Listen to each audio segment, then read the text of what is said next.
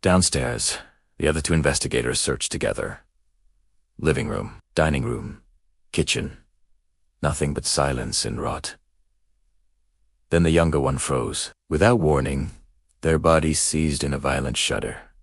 Every muscle tensed at once. The temperature dropped so fast it felt unreal, like the air itself had thickened. The room seemed darker, smaller. The feeling that washed over them wasn't fear. It was certainty. The certainty that something terrible was about to happen. And just as suddenly as it began, it stopped. They swallowed hard and forced a smile when asked if they were okay. Just nerves, they said. Just the atmosphere. Above them, the leader reached the attic. This was the place where police had found the family's remains years ago. Even seasoned officers had struggled to describe the scene afterward. He climbed through the hatch and swept his flashlight around.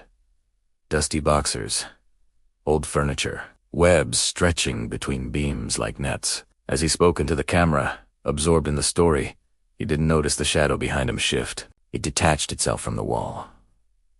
Drifted closer. No footsteps.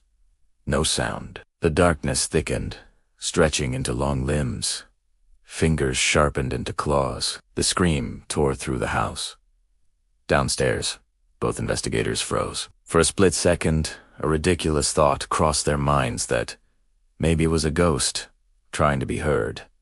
Then recognition hit. That was their boss's voice. They ran for the stairs as the screaming grew desperate, breaking into wet, panicked gasps. From the open attic hatch, something dark dripped down the ladder. They hesitated only a moment before climbing.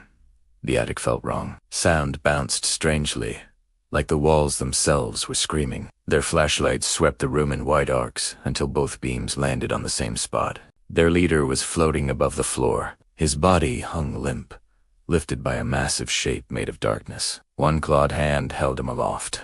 The other was buried deep. When the light hit it, the thing released him. The body dropped. Two glowing red points opened in the creature's face, not watching them, but recoiling from the light. Smoke-like, it slid backward into the shadows.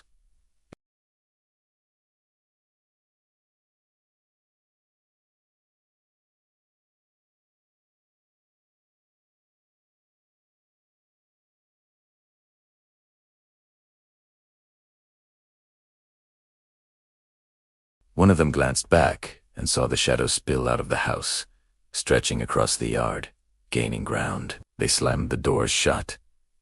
The engine roared to life. In the rearview mirror, the thing chased them down the street, then slowly fell behind, shrinking into darkness. They didn't stop driving for miles. Later, alone in their homes, shaking hands, replaying the footage they'd managed to save, a thought crept in. How could they be sure it hadn't followed them? After all, it didn't need doors to enter. And sometimes, the most terrifying thing about the dark isn't seeing something there. It's realizing you can't see it anymore.